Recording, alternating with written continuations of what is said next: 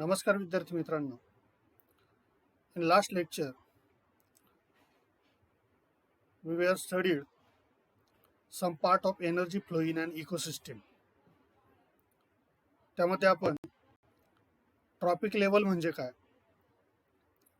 Food chain, food web आणि energy flow ecosystem मध्ये कसा असतो, एनर्जी पिरॅमिड कसा असतो याचा अभ्यास केलेला होता. Today we are going to learn about different cycles in an ecosystem. Let's start the first cycle, biogeochemical cycle.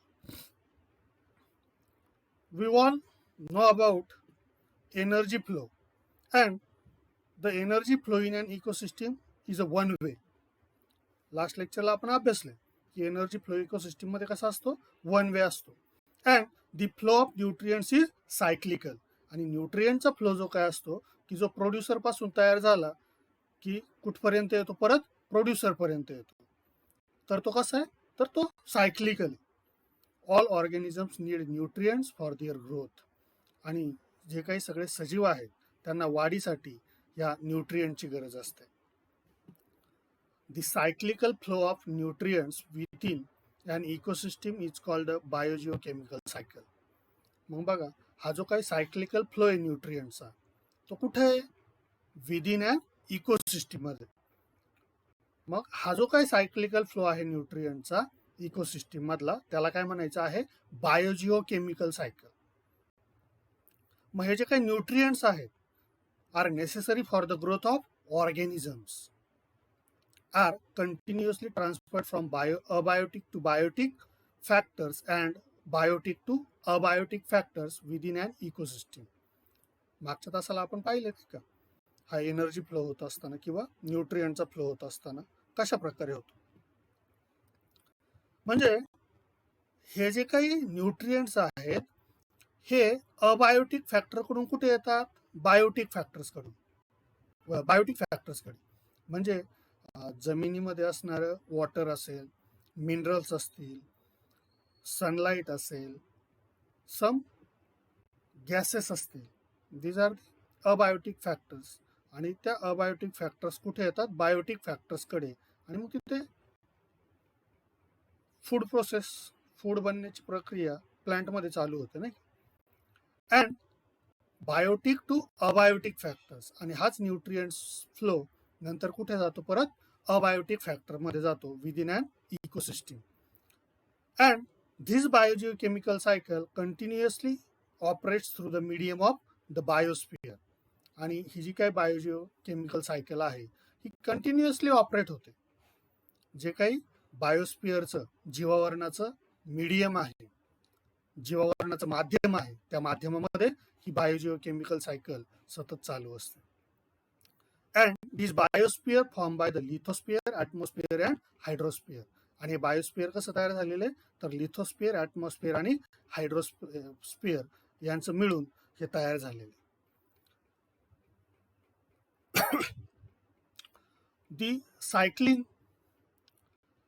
The recycling of biological, geological and chemical sources of nutrients in this process is complex process. मग ही जी काही recycling आहे, मग biological असेल, geological असेल किंवा chemical sources of nutrients, he process कशी complex आहे, गुंतागुंतीची. And depend upon the level of energy transfer in the ecosystem.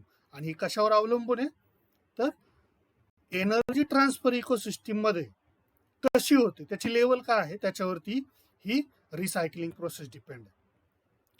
मग ह्या बायोजिओकेमिकल सायकलचे काही टाइप्स आहेत, कोणकोणते, तर first one is a gaseous cycle and second one is a sedimentary cycle. Gaseous cycle म्हणजे जे काही डिफरंट टाइप्स ऑफ गॅसेस आहेत, मग ऑक्सिजन असेल, nitrogen, carbon dioxide, water vapours, these are the some gases. आणि हे मिळून काय तयार होतं, तर गॅसियस सायकल. मग काय gaseous cycle, and accumulation of the main abiotic gaseous nutrient materials is found in the earth's atmosphere. मग पृथ्वीचा, अर्थ्स ॲटमॉस्फिअर जे काय आहे, पृथ्वीचं वातावरण जे काय आहे, त्या वातावरणामध्ये मेन अबायोटिक गॅसियस न्यूट्रिएंट्स ते काय झालेले आहेत, अकम्युलेट झाले, साठलेले आहेत. मग त्याच्यामध्ये नायट्रोजन आहे, जसं मी तुम्हाला सांगितलं, जसं ऑक्सिजन आहे, कार्बन डायऑक्साईड आहे, वॉटर वेपर्स आहेत. हे सगळ्यां मिळून काय झालेली ही गॅसियस सायकल तयार झालेली. These are the abiotic factor. Then second type is sedimentary cycle. Sedimentary म्हणजे काय, तर लहान लहान कणांपासून तयार झालेले, मग लहान लहान छोटे दगड असतील, खडक असतील, हे सगळे लहान लहान कणांपासून मातीच्या तयार झालेले. And accumulation of the main biotic nutrients materials is found in soil, sediment and sedimentary rocks of the earth. मग बघा, जे काही मेन बायोटिक न्यूट्रिएंट मटेरियल की जे सॉइलमध्ये सापडतं, सेडिमेंट अँड सेडिमेंटरी रॉक्स, मग मातीमध्ये आहे, किंवा सेडिमेंट म्हणजे जसं तुम्हाला म्हटलं की गाळासारखं तयार झालेला लहान लहान कणापासूनचा पदार्थ, अँड सेडिमेंटरी रॉक्स किंवा हे खडक असतील पृथ्वीवरचे, यांच्यामध्ये साठलेलं हे सगळं जे काय आहे ते अबायोटिक न्यूट्रिएंट्स, त्यांना म्हणायचं सेडिमेंटरी सायकल. मग याच्यामध्ये सॉइल कंपोनंट्समध्ये जे काही आयर्न आहे, कॅल्शियम आहे, फॉस्फरस आहे, यासारखे अबायोटिक न्यूट्रिएंट्स आहेत की जे कुठे या लहान लहान कणांमध्ये काय झालेले आहेत, अकम्युलेट झालेले आहेत किंवा साठलेले आहेत. म्हणजे या बायोजिओ केमिकलचे हे दोन महत्वाचे टाइप्स आपल्याला सांगता येतात, एक gaseous cycle and A sedimentary cycle. जर ह्या दोनही सायकलचा आपण स्पीड पाहिला, gaseous cycle and sedimentary cycle, तर यांच्या स्पीडमध्ये फरक आहे. म्हणजे ही सायकल कंप्लीट होण्यासाठी लागणारा वेळ. The gaseous cycle is speedier cycle than the sedimentary cycle. म्हणजे जी काही गॅसियस सायकल आहे ही सेडिमेंटेशन सायकलपेक्षा कशी आहे, तर स्पीडने चालणारी आहे, स्पीडने कंप्लीट होणारी आहे. For example, if CO2 has accumulated in an area, it is quickly dispersed with the wind or absorbed by plants.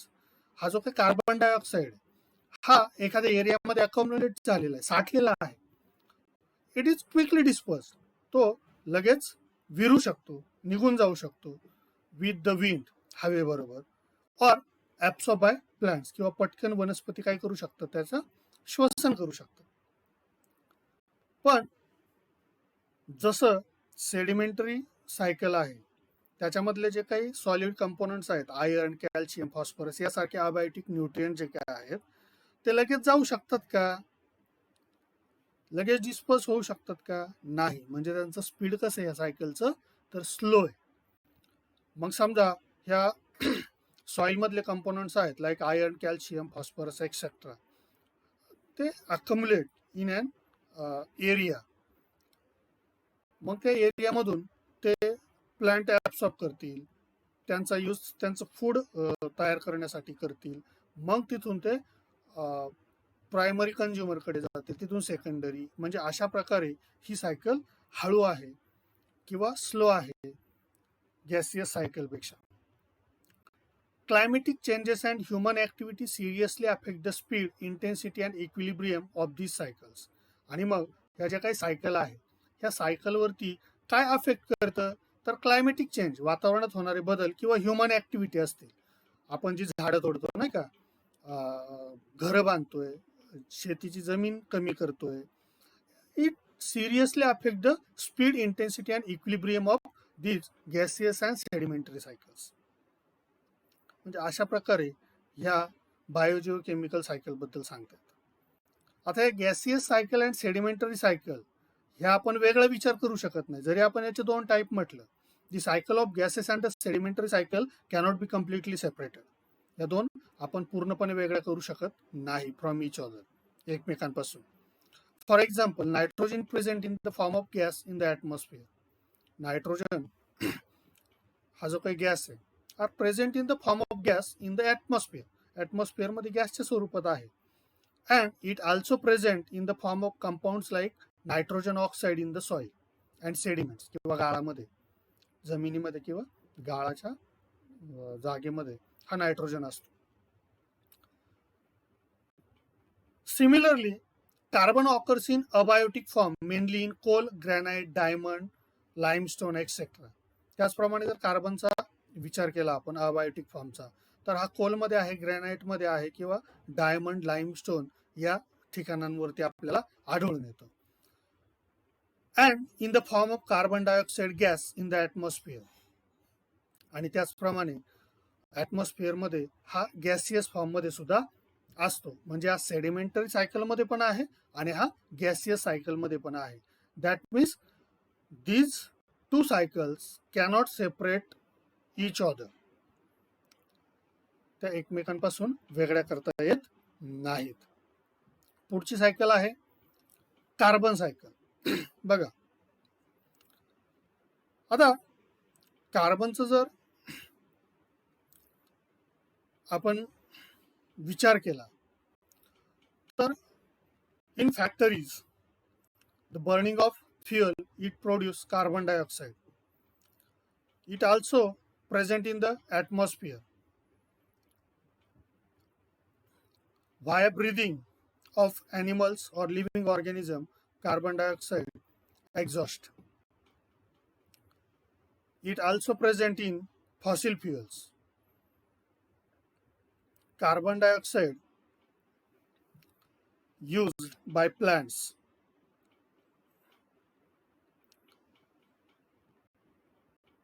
It also affect the atmosphere. मग ही जी काही कार्बन सायकल आहे, मग ॲटमॉस्फिअरमध्ये हा कार्बन डायऑक्साईड प्रेझेंट आहे. प्राण्यांच्या श्वसनातून हा बाहेर पडतो. कार्बन डायऑक्साईडचा वापर करून वनस्पती काय करतात, अन्न तयार करतात. हा फॉसिल फ्युएलमध्ये आहे. आणि जेव्हा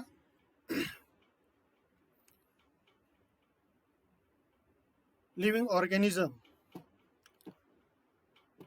मरण पावतात, डेड होतात, after the death of this living organisms it decay, कुजतात, and the carbon compounds released in the atmosphere.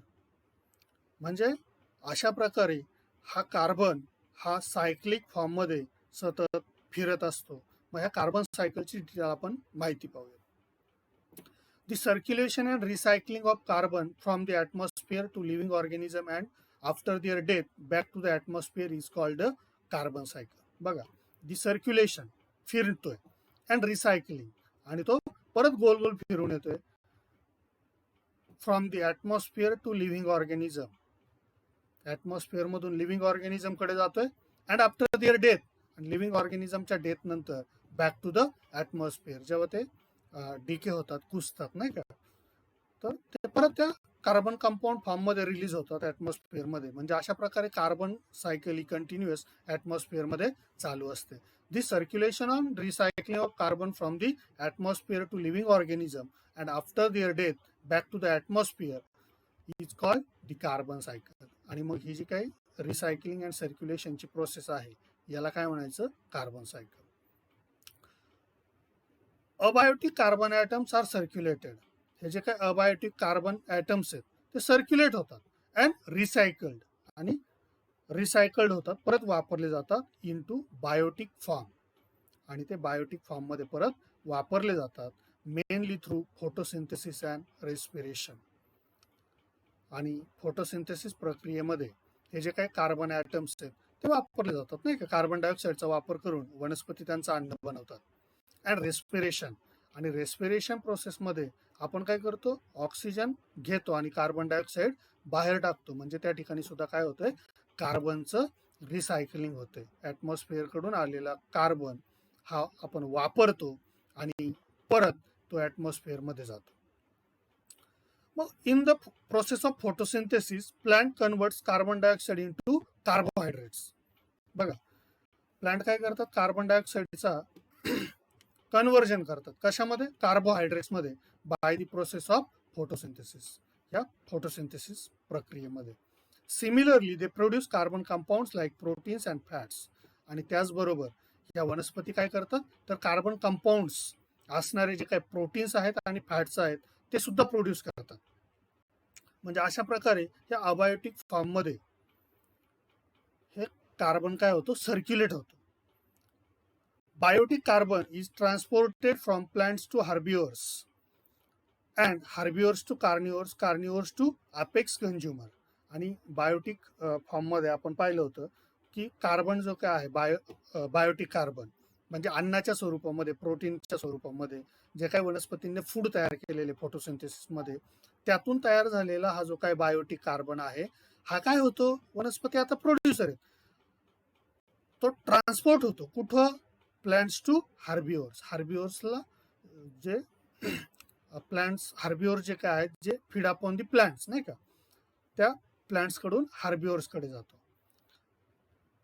कार्निओर्स feeds on herbivores, then the carbon transported to carnivores and then apex consumer. म्हणजे त्या ठिकाणी काय होतो, तो Biotique carbon हा एका लेवलमधून दुसऱ्या लेवलमध्ये काय होत असतो, ट्रान्सपोर्ट होत असतो. मग बघा या ठिकाणी ही फोटोसिंथेसिस प्रोसेस दिलेली आहे, पण ही दोन्ही पण प्रोसेस दिलेले. आता फर्स्ट 6CO2 म्हणजे वातावरणातला कार्बन प्लस 12H2O यांचा सनलाइट आणि क्लोरोफिल यांचा वापर करून वनस्पती काय करतात, कार्बोहायड्रेटच्या स्वरूपामध्ये अन्न तयार करतात. C6H12O6 शुगर प्लस रिलीज काय करतात, 6H2O काही प्रमाणामध्ये वॉटर तयार करतात, plus oxygen release in the atmosphere air, आणि ऑक्सिजन काय करतात, हवेमध्ये सोडतात. आता या ठिकाणी तयार झालेले हे जे काही फूड आहे यातून तुम्हाला कार्बन सायकल लक्षात येईल. आता इथे सगळीकडे कार्बन आहे ना, कार्बोहायड्रेट्स मध्ये कार्बन आहे, इथं कार्बन डायऑक्साईड आहे. आता हा तयार झालेलं जे काही फूड आहे, हे फूड जेव्हा आपण काय करतो, खातो, वी कंझ्युम दिस फूड, आणि हे अन्न जे काय आहे हे काय होतं, आपल्या शरीरामध्ये जातं, पचतं, आणि आफ्टर डायजेशन ते कुठे जातं, शेवटी ज्यूस फॉर्म मध्ये व्हाया ब्लड सेल पर्यंत जातं. मग सेलमध्ये जे काही डिफरंट ऑर्गॅनलीज आहेत त्यातला मायटोकॉन्ड्रिया काय करतं, हे जे काही कार्बोहायड्रेटचे हे फूड आहे याचं ऑक्सिडेशन प्रोसेस करतं, बर्निंग करतं त्या ठिकाणी ऑक्सिजनचा वापर करून.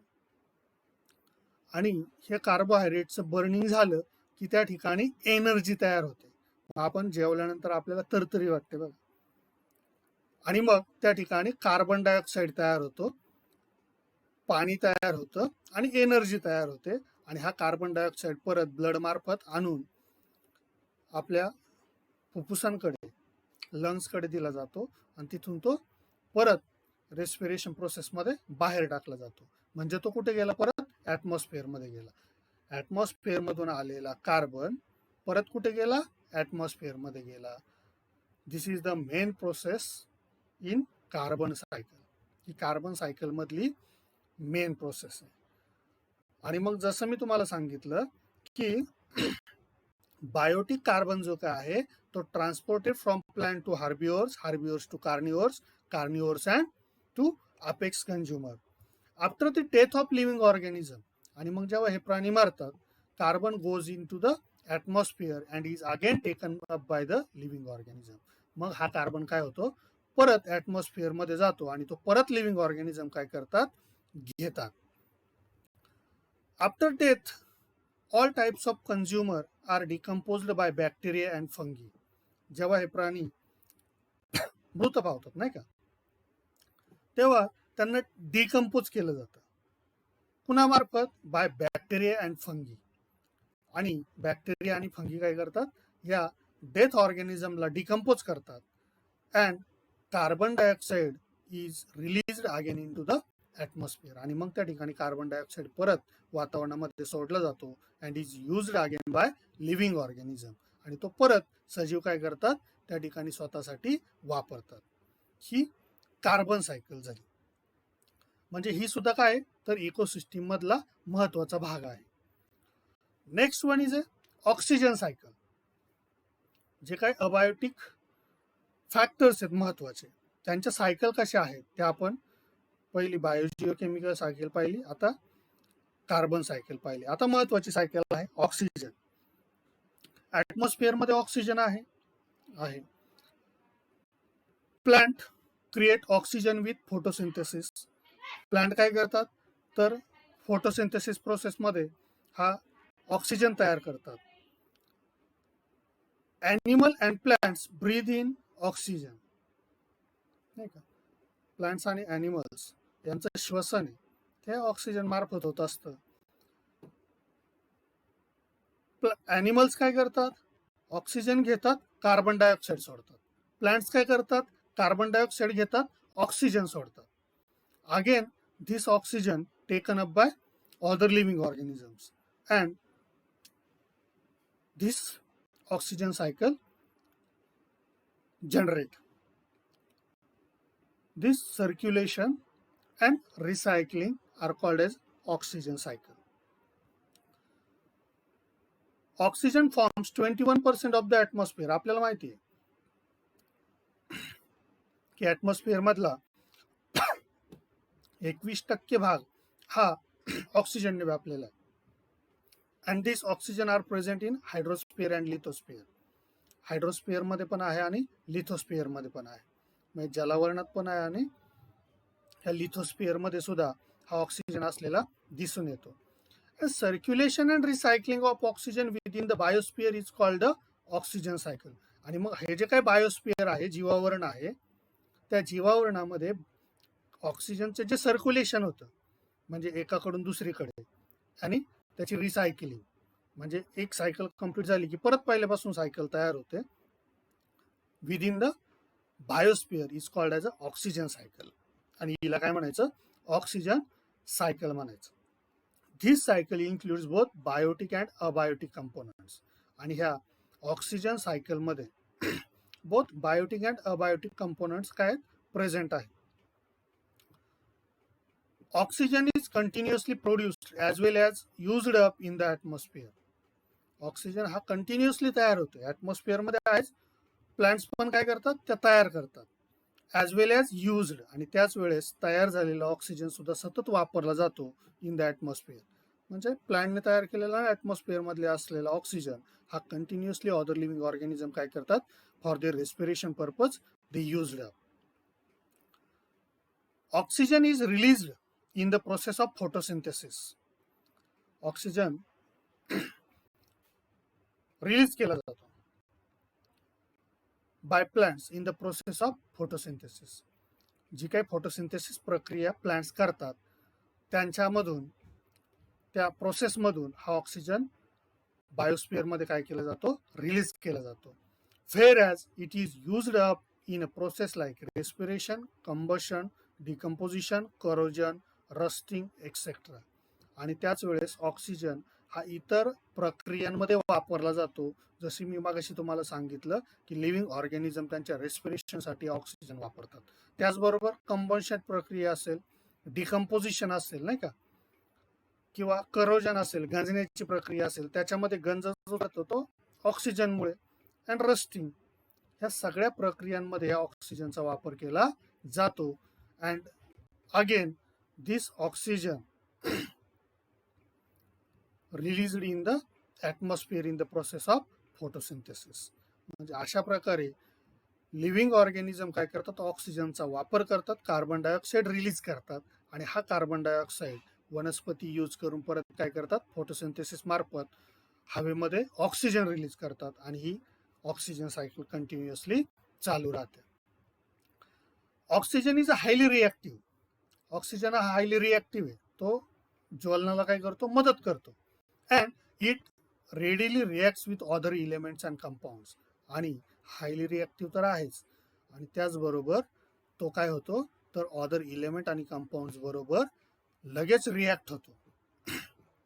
त्यामुळे जसं मी तुम्हाला इथे सांगितलं की डिकम्पोजिशन असेल किंवा करोजन असेल, रस्टिंग असेल, या प्रक्रियेमध्ये ऑक्सिजन हा महत्वाची भूमिका बजावतो. कारण त्या ठिकाणी हा ऑक्सिजन हवेबरोबर संपर्कात आला ओलसर ठिकाणी की त्या ठिकाणी त्याचं करोजन ही प्रक्रिया होते. बघा, आयर्न ऑक्साईड तयार होतं त्या ठिकाणी, मग लोखंडाच्या वस्तू गंजतात त्या ठिकाणी. As oxygen is found in various forms like molecular oxygen, water, carbon dioxide, inorganic compounds, etc. आणि हा ऑक्सिजन हा व्हेरियस फॉर्ममध्ये आपल्याला ह्या बायोस्फिअरमध्ये ॲटमॉस्फिअरमध्ये दिसून येतो.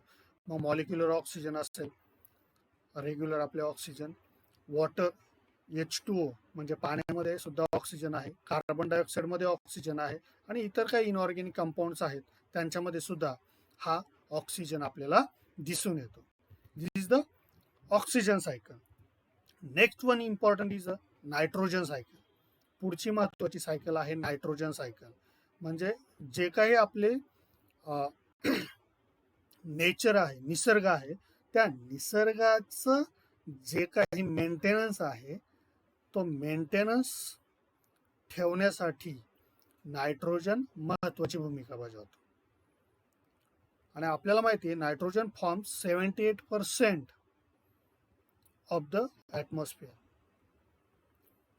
आपल्या ॲटमॉस्फिअर पैकी 78% एवढा भाग नायट्रोजनने व्यापलेला आहे. That is the maximum portion of the atmosphere आणि तो ॲटमॉस्फिअरचा मॅक्झिमम पोर्शन आहे. And this nitrogen is very important for the maintenance of the cycle of nature. निसर्गाचे जे काही चक्र आहे, निसर्ग चक्र, ते निसर्ग चक्र जर आपल्याला अबाधित ठेवायचं असेल तर हा नायट्रोजन महत्वाचा आहे. आणि मग हे जे काही नायट्रोजन आहे, हा नायट्रोजन सजीव वापरतात. कशासाठी? त्यांच्या वाढीसाठी. पण हा जसाच्या तसा त्यांना वापरता येत नाही. त्यासाठी नायट्रोजन फिक्सेशन व्हावं लागतं. मग बघा, आपण शेतामध्ये जेव्हा पिकं करतो आणि त्यांची वाढ होत नसते त्यावेळेस युरिया मारतो.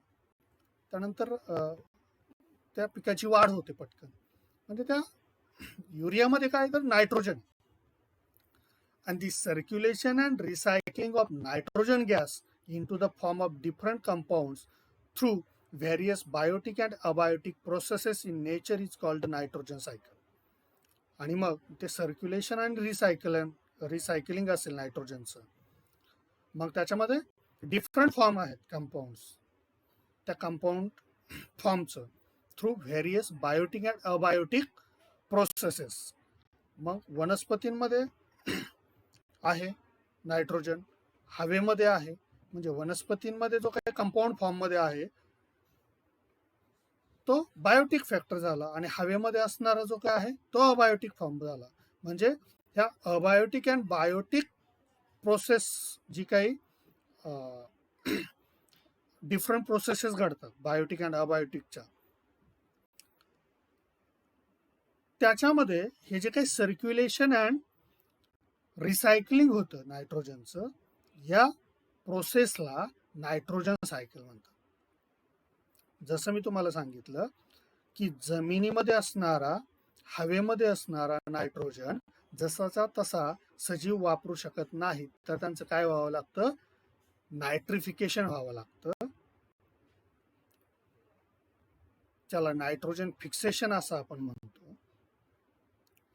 आणि मग त्याचे जे कंपाऊंड फॉर्म तयार होतात त्या कंपाऊंड फॉर्मचा वापर करून मग सजीव त्या नायट्रोजनचा वापर स्वतःच्या वाढीसाठी करून घेतात आणि सजीवांकडून परत तो वातावरणामध्ये सोडला जातो.